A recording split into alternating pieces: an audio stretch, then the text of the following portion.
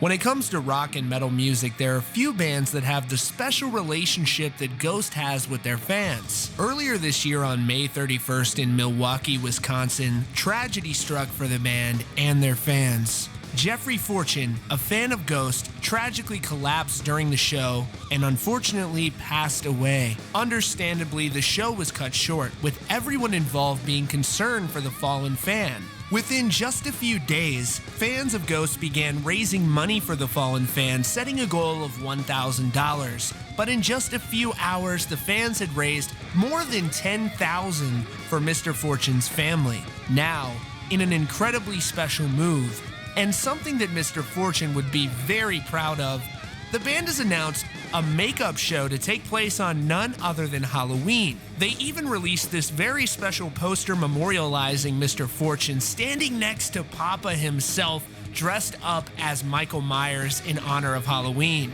The band printed "In honor of Jeffrey Fortune" back for the second act. They wrote, "Doors open at 7 p.m. and Ghost will be taking the stage at 8. The show will start a bit early, so you may enjoy the previously missed Act 2 of Ghost concert and still have plenty of time to go trick-or-treat or party afterwards." This t-shirt, this poster that we just mentioned, has been created, and it shows the Cardinal and Mr. Fortune dressed as Michael Myers. All proceeds from that shirt will go to Fortune's family.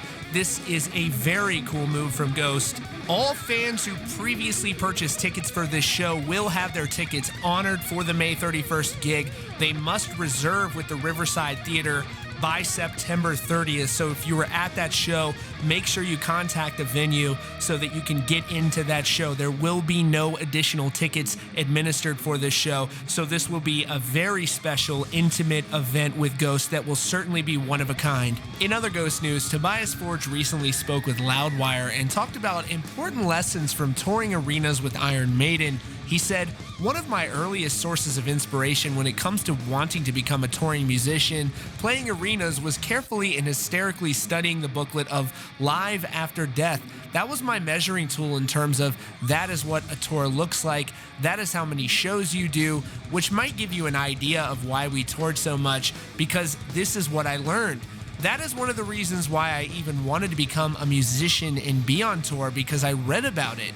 I used to sit with an atlas, a map book, and I used to follow the tour and watch where they were going. And oh, they had the day off in Saginaw, but then I didn't have the internet or anything, so I didn't know what Saginaw was. I had no point of reference, but I knew that Iron Maiden probably had a day off there in 1985. Fast forward to 2010, 11, 12, something, we started touring with them. We're behind the famous stage set they have, and wow, there's the Eddie doll, and there's the backdrop.